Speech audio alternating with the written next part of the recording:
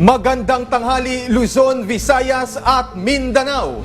Narito na ang nagkakaisa at pinakamalawak na pagbabalita. Sa pangunguna ng Presidential Communications Office na kinabibilangan ng Philippine Information Agency, Philippine News Agency, Presidential Broadcast Service, IBC at PTV, mula sa IBC 13, ako po si Princess Jordan. Ihahatid namin ang mga komprehensibo at mahalagang balita mula sa iba't ibang bahagi ng bansa. Mula naman sa PTV, ako si Alan Francisco. Ito ang Balitang Pambansa. Ngayong tanghali sa Balitang Pambansa, subsistence allowance ng mga opisyal at tauhan ng Armed Forces of the Philippines itinaas pa ni Pangulong Ferdinand R. Marcos Jr. sa 350 pesos. Mga biktima ng EJK patuloy na sumisigaw ng hustisya. Anila, buti pa si dating Pangulong Duterte nagkaroon pa umano ng pagkakataon na ipagtanggol ang sarili. Presyo ng bigas sa pandaigdigang merkado patuloy na bumababa, kaya Agriculture Department plano pang ibaba ang presyo ng imported rice sa mga palengke sa bansa. Transportation Secretary Vince Dizon kinuha ang pulso ng publiko sa lagay ng public transportation sa Pilipinas. Sitwasyon sa MRT 3, personal niyang naranasan ngayong araw. At Department of Labor and Employment o DOLE patuloy sa paglulunsad ng mga job fair para mabawasan ang kahirapan at paunlarin pa ang ekonomiya ng Pilipinas. Una sa ating mga balita, tumaas na ang subsistence allowance ng mga opisyal at tauhan ng Armed Forces of the Philippines. Kasunod na rin ito ng pagpirma ni Pangulong Ferdinand R. Marcos Jr. sa Executive Order No. 84. Ang EO ay nilagdaan ng Pangulo bilang pagkilala sa AFP na nagtataguyod sa kapayapaan sa bansa. Ibig sabihin mula sa dating 150 pesos na daily allowance ng mga sundalo para sa pagkain at iba pang gastusin, tumaas na ito sa 350 pesos. Sakop ng increase na ito ang mga trainee at probationary, second lieutenants at ensign na kasalukuyang sumasailalim sa training. Gayun din ang citizen military, training cadets at reservists. Huhugutin naman ang pondo nito mula sa appropriations para sa AFP sa ilalim ng 2025 General Appropriations Act at iba pang matutukoy na sources ng Department of Budget and Management. Hindi nalabag ang soberanya ng Pilipinas matapos arestuhin si dating Pangulong Rodrigo Duterte. Paniwala ng isang international criminal law expert, miyembro pa ang Pilipinas ng ICC noong kasagsagan ng gyera kontra iligal na droga. Si Angela Peñalosa ng Radyo Pilipinas para sa Balitang Pambansa. Sanay na sanay ang ICC na magsala ng ebidensya. Yan ang binigyang diin ni Assistant Professor Michael Chu Jr. ng UP College of Law sa gitna ng mga kumakalat na fake news hinggil sa pagkakaaresto kay dating Pangulong Rodrigo Duterte. Bukod sa mga profesional at mga investigador, hindi na rin aniya bago ang mga hukom sa mga ganitong naratibo dahil sa mga nahawakan na nilang mga kaso dati. Hindi makakaapekto yan sa ICC, sanay na silang magsala ng ebidensya. Yung mga nakaraan nilang paglilitis, hindi naman din naging immune sa mga ganyang naratibo. So, mga professional sila, mga investigador na experience, so hindi makakaapekto yan. And of course, lagi namang may dalawang panig sa isang trial at so pwede nilang pagtalunan kung totoo ba o hindi ang isang aligasyon. No? So sa akin, hindi makakaapekto yun sa ICC. Ibang usapan siguro sa domestic, no? Kung paano maka-impluwensya yan sa ating politika. Pero Naniniwala rin ang propesor na hindi nalabag ang soberanya ng Pilipinas matapos arestuhin ang dating Pangulo kahit na kumalas na tayo sa ICC. Paliwanag ni Chu, hindi naman pinilit ang Pilipinas na i-turn over si Duterte sa ICC. Mayroon din anyang temporal jurisdiction kung saan ang mga krimen sa ilalim ng Administrasyong Duterte ay nangyari habang miyembro pa tayo ng ICC. Merong provision sa Rome Statute na nagsasabi, Article 127, na yung mga bagay na nasa konsiderasyon na ng korte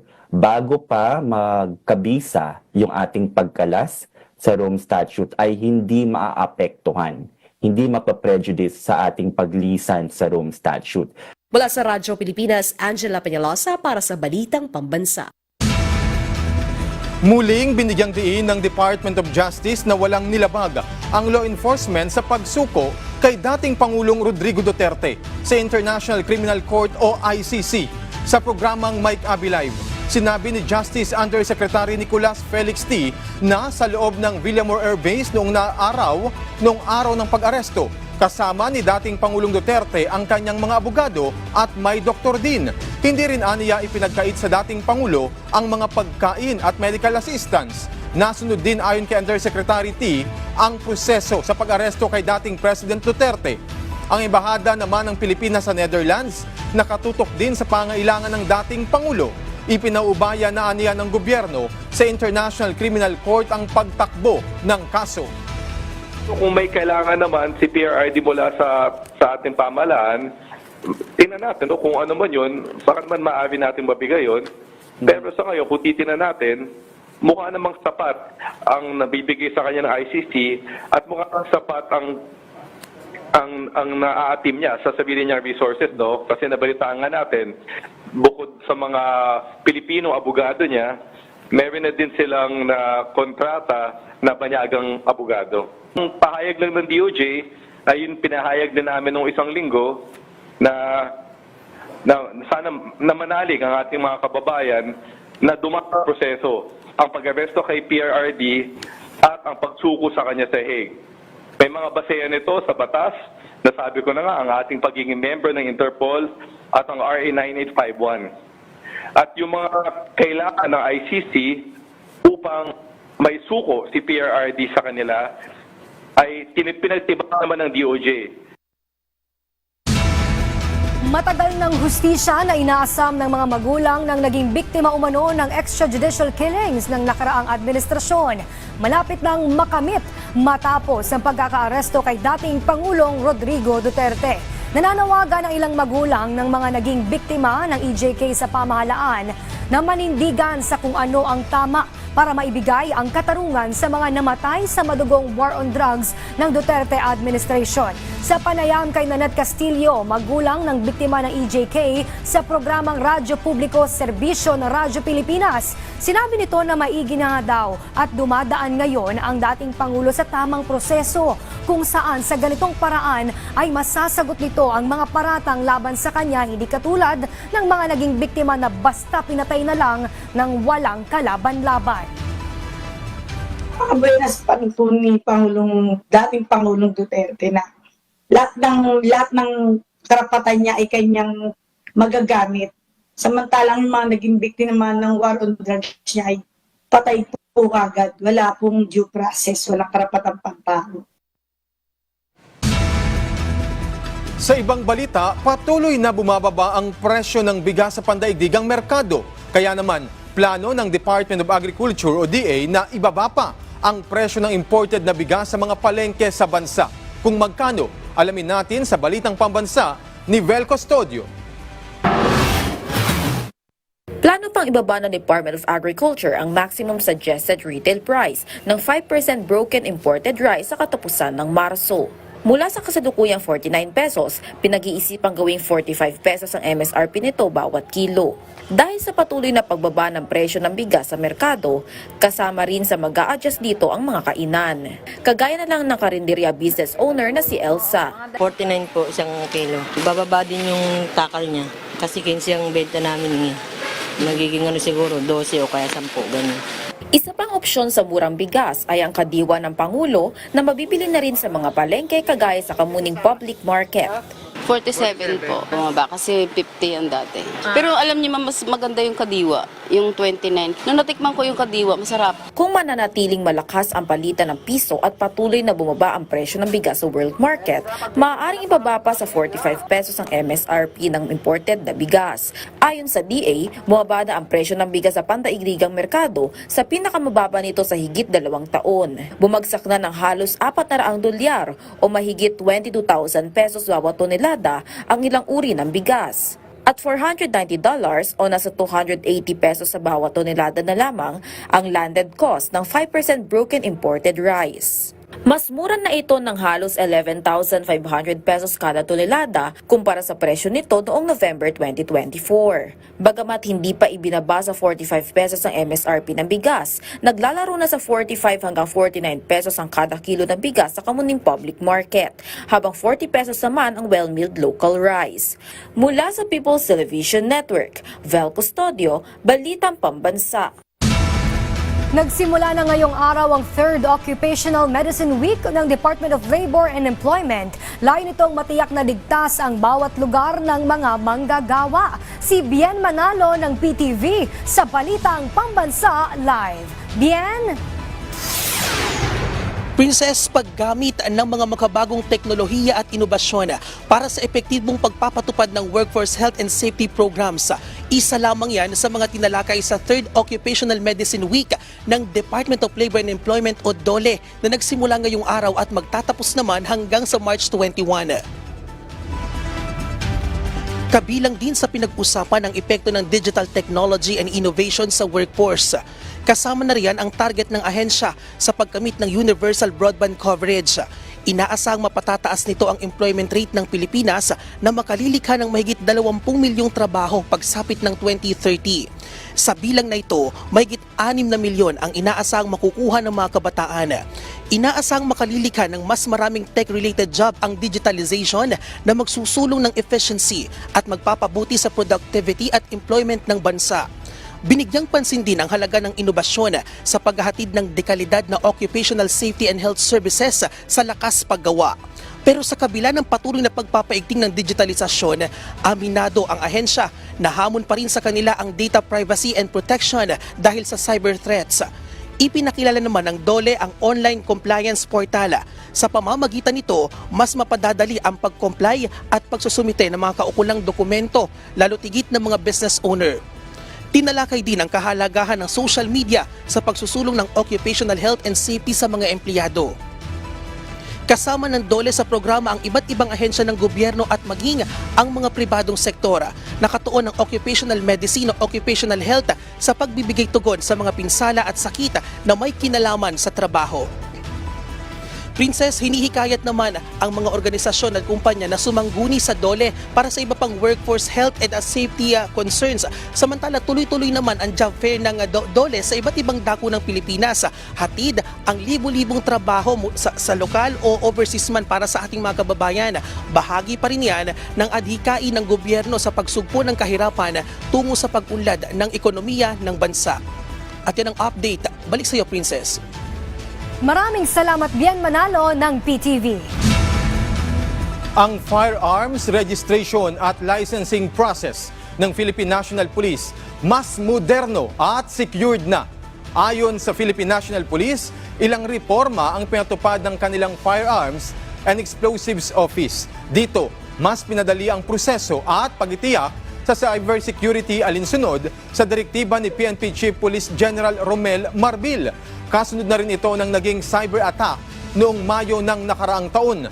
Kaya naman, sa upgraded na firearms registration and licensing system, kabilang sa idinagdag na security features ang anti-malware protection, web reputation monitoring, intrusion prevention, two-factor authentication at iba pa. Ito'y para proteksyonan na rin ang datos ng higit sa 800 gun owner sa Pilipinas. Inilunsad naman ng karagdagang regional kiosk, e-payment gateways, user-friendly mobile app at integration sa National Police Clearance System para mas maginhawang transaksyon. Nagbigay ang PAGCOR ng 300 milyong piso na pondo sa Philippine National Police Academy o PNPA para sa pagpapaganda ng pasilidad at pagsasanay ng mga kadete. Ayon kay PAGCOR Chairman Alejandro Tenco, bahagi ito ng kanilang suporta sa law enforcement community. Gagamitin nila ang pondo sa pagtatayo ng PNP Alumni o PNPA Alumni Association Building, pag-upgrade ng Crime Scene Plaza at pagbili ng firearms training simulators. Magkakaroon din ng crime mapping at predictive policing software para sa mas epektibong crime analysis at cybercrime investigation. Bilang dagdag, magbibigay din ng PAGCOR ng ambulansya at 2.2 million pesos para sa bagong service vehicle at 100 computer tablets ng PNPA. Nabatid na mula 2017, halos 700 milyong piso na ang naitulong ng mga licensed casino foundations sa mga proyekto ng PNP. Personal naman na ininspeksyon ni Transportation Secretary Vince Dizon ng MRT3 sa kasagsagan ng rush hour kaninang umaga. Dito ay nakausap ng kalihim ang ilang pasahero habang ito ay nag-iinspeksyon sa Taft, Ayala at Shaw Station ng MRT3 at humingi ng mungkahi kung papaano mapapabuti ang sitwasyon ng tren. Tiniyak naman ni Secretary Dizon na prioridad ng Department of Transportation ang pagpapabilis ng mga pila ng mga pasahero sa tren at gawing mas maayos ang pagpasok at paglabas ng mga pasahero ng tren. Isa rin sa mga bibigyan na agarang aksyon ng kagawaran ay ang paglalagay ng ilaw sa mga madidilim na bahagi ng istasyon, pati na ang paglalagay ng mga covered walkway mula sa mga istasyon ng tren patungo sa iba pang mga sakayan tulad ng bus at jeep. Balik operasyon na ang PNR inspection train matapos itong madiskaril nang mabangga ng isang tanker truck sa Paloyon Crossing sa Nabua, Camarines Sur noong Sabado. Ayon sa PNR, naibalik sa riles ang tren kahapon, pasado 2:00 ng hapon kaya tuloy na ulit ang biyahe sa rutang Legazpi-Naga at vice versa. Sa ngayon, patuloy pa rin ang inspeksyon sa lugar para matiyak ang kaligtasan ng mga pasahero. Humingi na rin ng paumanhin ang pamunuan ng PNR sa publiko, partikular na ang mga pasaherong naabala ng insidente. Matatanda ang nangyari ang insidente mag-aalas 3 ng madaling araw noong Sabado nang hindi umano napansin ng truck driver ang paparating na tren habang binabagtas ang riles. Matapos ang insidente, kaagad na dinala ng mga tauhan ng PNR sa Bicol Medical Center ang truck driver na nagtamo ng mga sugat at nasa ligtas na kondisyon. Na-rescue ng National Bureau of Investigation ang 3 Pinoy na dinala sa Cambodia at pinagtrabaho bilang mga scammer doon. Ito ay matapos makatanggap ng impormasyon ng NBI sa sitwasyon ng mga biktima, kasama na ang mga larawan na nagpapakita na sinaktan sila. Ayon sa NBI, nakakakita ang mga biktima ng online post na nag-aalok ng trabaho bilang customer service representative sa Thailand, kung saan ang alok na sahod ay nasa $1,000. Matapos mapapayag ay inilabas sila sa bansa noong January sa pamamagitan ng backdoor. Inilipad sila sa Dipolog, dinala sa Basilan at Tawi-Tawi hanggang sa makalabas ng bansa. Nang makarating sa Cambodia, dinala sa isang compound at ipinagbawal na lumabas at dito na nila nalaman na magiging trabaho nila ay pagiging scammer. Ang mga biktima ay binugbog ng mga nasa 15 Chinese-looking nationals nang malaman na balak nilang tumakas, matapos ito ay kalaunan ay nagawa pa nilang makahingi ng tulong. Agad kami sa IACAT, Interagency Council Against Trafficking, sa BI natin, Bureau of Immigration, at sa Interpol kung paano sila matutulungan. Nagkaroon kami ng meeting, inatasan ko si Attorney Malikad at si Attorney Ivan Samson na makipag-coordinate dito sa mga agencies na ito. So after the coordination, we all agreed na padala ako ng 4 na ahente sa Cambodia to immediately assist the 3. Mahigit 700,000 pesos na substandard na produkto sa Bicol Region ang sinira ng Trade Department. May balitang pambansa si Paul Hapin ng Radyo Pilipinas Albay.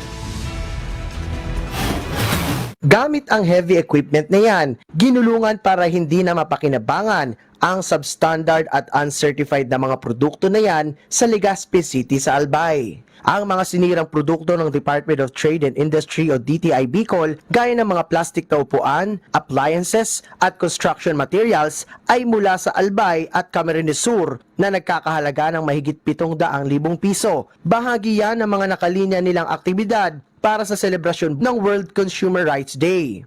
Result po ito ng aming monitoring activity na ginawa ng nakaraang taon. So, ang total value po nito is 702,230. Ipinaliwanag din ni Bunao na hindi maaaring i-donate ang mga nakumpiskang uncertified at substandard na mga produkto dahil mapanganib ito sa kaligtasan ng publiko. Pagtitiyak ng kagawaran, paigtingin pa nila ang kanilang monitoring para hindi makalusot ang mga produkto na hindi pumasa sa pamantayan ng DTI. Gate ng DTI, ang pagwasak sa mga nakumpiskang produkto ay patunay na seryoso sila sa kanilang kampanya laban sa mga nagbebenta ng mga substandard na produkto. Matapos ang pagsira, ibebenta ito sa junk shop kung saan ibabalik sa Bureau of Treasury ang perang napagbentahan dito. Mula sa Radyo Pilipinas Albay, Paul Hapin para sa Balitang Pambansa. Mula sa Philippine News Agency na imprinta na ng COMELEC ang lahat ng mga balotang gagamitin sa May 2025 elections. Ayon kay COMELEC Chairman George Garcia, na imprinta na nila ang 68,542,564 na mga balota sa National Printing Office simula noong January 27. Pinasalamatan naman ni Garcia ang NPO dahil natapos nilang maimprinta ang mga balota kahit na may mga dinaanan silang pagsubok. Paglilinaw ni Garcia, hindi kasama sa mga naimprentang mga balota ang mga test ballots para sa Bangsamoro parliamentary elections na iniurong sa Oktubre. Ang mga huling balota na naimprenta noong Sabado ay para sa lalawigan ng Iloilo at San Juan City sa Metro Manila. Sa layuning mapalakas ang construction industry sa bansa, nilagdaan ng National Security Council at ng Construction Industry Authority of the Philippines, Philippine Contractors Accreditation Board, ang isang kasunduan o Memorandum of Agreement. Pinangunahan ito ni National Security Advisor Secretary Eduardo Año bilang kinatawan po ng NSC Secretariat at DTI Secretary Maria Cristina Aldeguer Roque bilang kinatawan naman ng CIAP PCAB. Ayon kay DTI Secretary Roque, nais lang matiyak ng gobyerno na sa pamagitan ng pagtutulungan, lalago ang ekonomiya ng bansa dahil sa mga itinatayong infrastruktura. Sinabi naman ni Anyo na mahalaga ang gagampanang papel ng NSC sa economic security sa ilalim yan ng Republic Act No. 11647 o ang pag-review sa mga negosyong nasa panganib o may banta. Isang Memorandum of Agreement ang nilagdaan ng mga opisyal ng Department of Human Settlement and Urban Development at Philippine Competition Commission upang palakasin ang mga polisiya at regulasyon at makabuo ng pantay na kompetisyon sa sektor ng pabahay. Kabilang sa lumagda sa MOA ay sina DHSUD Secretary Jose Rizalino Acuzar at PPC Chairman Michael Aguinaldo. Ayon kay DHSUD Secretary Acuzar, mahalaga ang nabuong kasunduan upang palakasin ang inisyatibo ng pamahalaan sa pabahay. Sinabi ni Acuzar na bahagi din ito ng rule of government approach na isinusulong ni Pangulo Ferdinand R. Marcos Jr. upang resolbahin ang pangangailangan sa pabahay ng mga Pilipino. Ang mga librong akda ng mga Pilipinong manunulat, ibinida po sa Philippine Book Festival. May balitang pambansa si Jana Pineda ng Philippine Information Agency. Tampok sa Philippine Book Festival ang samot-saring libro at mga akda ng mga tanyag at nagsisimalang Filipino authors at publishing houses sa iba't ibang bahagi ng bansa. Layo ng book festival na ito na bigyang pagkilala ang mga Pilipinong manunulat at ang kanilang natatanging kontribusyon sa pagpapaunlad ng panitikan sa bansa. Kaya naman sa pamamagitan ng National Book Development Board, ang taunang Philippine Book Fair ay itinuturing na ngayon bilang pinakamalaki at pangunahing pamilihan ng mga librong likha ng mga Pilipinong manunulat. Magandang balita rin sa mga nagnanais na maipublish o maisalin sa ibang lengguwahe ang kanilang mga orihinal na akda dahil ang NBDB ay nagbibigay ng mga libreng programa para dito.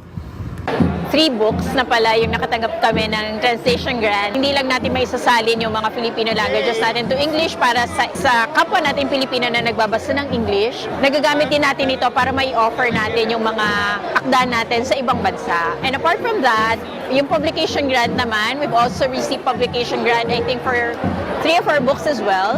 Nakatulong ito dahil mataas ang presyo ng printing. Actually, hanggang ngayon naman, mataas pa rin ang presyo. And with that grant, we were able to produce more books. Sa tulong ng Philippine Book Festival, hindi lamang ang mga aspiring Filipino writers at mga small publishing houses ang nabibigyan ng pagkakataon na maipamalas ang kanilang mga likhang sining o mga gawang libro. Dahil sa ngayon, natutulungan na rin ang mga guro at mga estudyante na makahanap ng mas maraming learning materials para sa kanilang pag-aaral. Mula sa Philippine Information Agency, National Capital Region, Jana Pineda, Balitang Pambansa. Modernong pamilihang bayan sa Bacnotan, La Union na may elevator. Pinasinayaan si Kathleen Ramones ng BIA La Union sa Balitang Pambansa. Pinasinayaan ng lokal na pamahalaan ng Bacnotan sa La Union kamakailan ang kanilang pamilihan na may 2 elevators, patunay sa pagsulong ng bayan tungo sa mas modernong pasilidad para sa mga residente at negosyante. Dahil sa pagkakaroon ng elevators, mas accessible na ito para sa mga persons with disabilities, senior citizens, mga buntis at iba pang mamimili. Kasabay nito ay ang paglulunsad ng Paling QRPH Plus program, isang inisyatiba na naglalayong gawing mas moderno at epesyente ang sistema ng pagbabayad sa pamilihan gamit ang digital transactions. Upang gawing mas maginhawa ang pamimili, naglaan din ang pamahalaang bayan ng mga pushcart na maaaring gamitin ng mga mamimili habang namimili sa palengke. Ang ating mga elevator po ay open for all Bacnotanians at saka sa lahat po ng gustong bumili dito sa public market. And for additional po, meron na po tayong mga pushcart para po they can feel po yung vibes na nag-grocery lang po sila. Para sa seguridad, nag-install ng makabagong CCTV system upang matiyak ang kaligtasan ng publiko habang namimili. Sa disenyo naman ng bagong pamilihang bayan ay inspirasyon mula sa honeybee na sumasalamin sa mayabong na industriya ng pag-aalaga ng pukyutan sa Bacnotan. Ang disenyong ito ay hindi lamang sumasalamin sa yaman ng lokal na produkto, kundi nagsisilbi rin bilang simbolo ng kasipagan, pagtutulungan at patuloy na pag-unlad ng bayan. Very happy po ako dahil finally po dito sa Bacnotan ay nagkaroon po tayo ng napakaganda po ng itong phase 3 ng palengke, napaka-moderno, may elevator, magaganda po yung mga stalls, magandang pagkagawa, and I think it's a great moment for Bacnotanians po. Maging proud po sila sa kanilang bayan dahil may maganda po silang palengke na magbe-benefit po ang lahat. Sa pangkalahatan ng makabagong pamilihang bayan ng Bacnotan ay hindi lamang isang infrastruktura, kundi isang simbolo ng pag-unlad at pagkakaisa ng komunidad. Mula sa Philippine Information Agency La Union, Kathleen Ramones para sa Balitang Pambansa. Maagang pagtukoy at gamutan ang nakikitang paraan ng Department of Health para maging TB-free ang Pilipinas. Kaya naman ang DOH, pinaigting pa ang kampanya sa buong bansa para mapigilan ang pagkalat ng sakit. Si Sheriff Timhar ng Radyo Pilipinas Iligan para sa Balitang Pambansa. Daan-daang residente ang napasugod sa barangay hall na ito sa Barangay Suarez dito sa Iligan City. Pero hindi para magreklamo, kundi para magpa-check up ng libre. Kaya naman si Irisha maagang nakipila para samantalahin ang serbisyong medikal na ito gaya ng libreng chest x-ray at HIV testing. Happy mi nga naka-avail mi aning libre nga pa-check up sa government. Helpful kay ni sa mo ang walay bayad nga naka-avail mi. Sige lang ko check. Okay. Once nga mukha na ko ang asthma. Pero at least nga nakakuan ta nga libre karon, kay mahal jud biya pag private. Isa lamang yan sa mga nakalinyang aktibidad ng LGU para sa World TB Day. Layunin nito na matukoy ang mga kaso ng tuberculosis sa lungsod upang maiwasan ang pagkalat nito. Batay sa tala, tumataas ang bilang ng mga kaso ng tuberculosis sa Iligan, kaya puspusan ang kanilang pagsisikap na mahikayat ang publiko na magpa-check up. Atong TB karon sa Iligan, gataas gud siya. Every quarter gud ang amo ang cases is 450 to 500. As of now, so wa pa nahuman ang bulan sa March, na nakitay na tala nga almost 400 na atong na registered nga mga active TB. Siniguro naman ng LGU na magpapatuloy pa ang mga ganitong programa sa iba't ibang tanggapan ng pamahalaan at mga barangay upang mapalawak pa ang kanilang serbisyo. Umaasa ang Department of Health na mas maraming Pilipino ang magpapatingin upang tuluyang maagapan at mapigilan ang pagkalat ng TB. Mula sa PBS Radyo Pilipinas Iligan, ito si Sharif Timhar para sa Balitang Pambansa. At dyan po nagtatapos ang 30 minutong ulat sa bawat sulok ng bansa. Samahan nyo kaming muli mamayang alas 6 ng gabi para sa updated at pinalakas pang balitaan. Mula sa PTV, ako si Alan Francisco. Ito ang pinalawak na puwersa sa pangunguna ng Presidential Communications Office, kabilang ang Philippine Information Agency, Philippine News Agency, Presidential Broadcast Service, IBC at PTV. Mula sa IBC 13, ako naman po si Princess Jordan, hatid sa inyo ang komprehensibong paghimay sa mahalagang usapin dito lang sa Balitang Pambansa!